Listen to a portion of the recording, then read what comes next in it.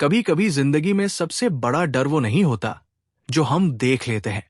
सबसे बड़ा डर वो होता है जो हम समझ नहीं पाते। रवि को भी कुछ ऐसा ही लगने लगा था। शादी को 5 साल हो चुके थे। उसकी पत्नी पूजा, जो हमेशा घर और रिश्तों में डूबी रहती थी, आजकल मायके जाकर कुछ ज्यादा ही चुप रहने लगी थी।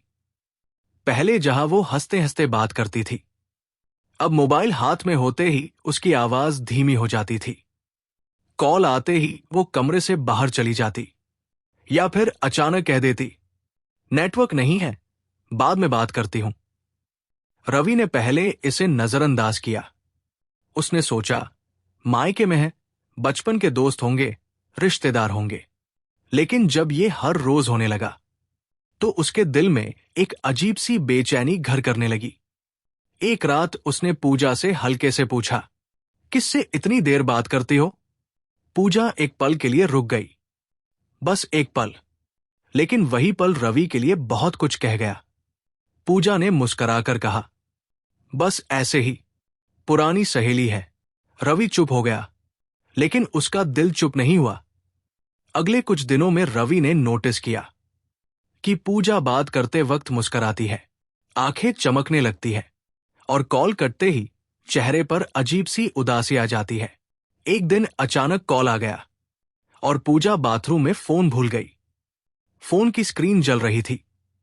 नाम सेव था, अमन। रवि ने फोन नहीं उठाया, लेकिन उस नाम ने उसके अंदर कुछ तोड़ दिया। शाम को जब पूजा बाहर आई तो रवि ने सीधा सवाल किया, ये अमन कौन है? पूजा घबरा गई, उसके हाथ कांपने लगे। उसने कहा, बस मायके का एक जानने वाला है। रवि ने कुछ नहीं कहा, लेकिन उस रात वो सो नहीं पाया। अगले दिन रवि बिना बताए मायके पहुंच गया। वहां उसने देखा, पूजा छत पर खड़ी थी, फोन कान से लगाए हुए, और सामने खड़ा था अमन। दोनों बहुत पास खड़े थे, इतने पास कि शब्दों की जरूरत नहीं थी। रवि वही जम गया, उसके पैरों तले जमीन खिसक गई। जब पूजा की नजर रवि पर पड़ी तो फोन हाथ से गिर गया। अमन पीछे हट गया। रवि ने बहुत शांत आवाज में पूछा, कब से? पूजा रोने लगी। उसने कहा, मैं अकेली हो गई थी रवि, तुम हर वक्त काम में रहते थे।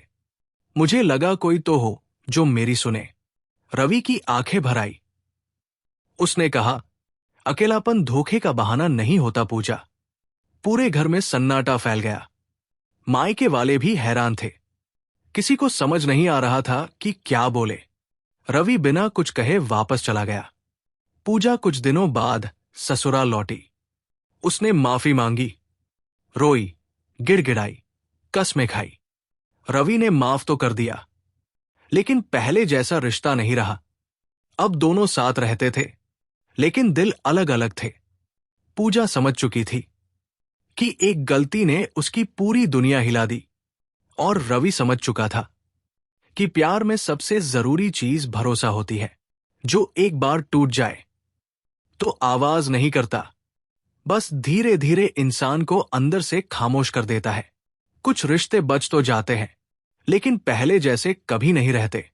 अगर ये कहानी आपके दिल को छू गई हो तो इसे महसूस जरूर कीजिए, क्योंकि हर रिश्ता ध्यान मांगता है और हर अकेलापन गलत रास्ते पर ले जा सकता है।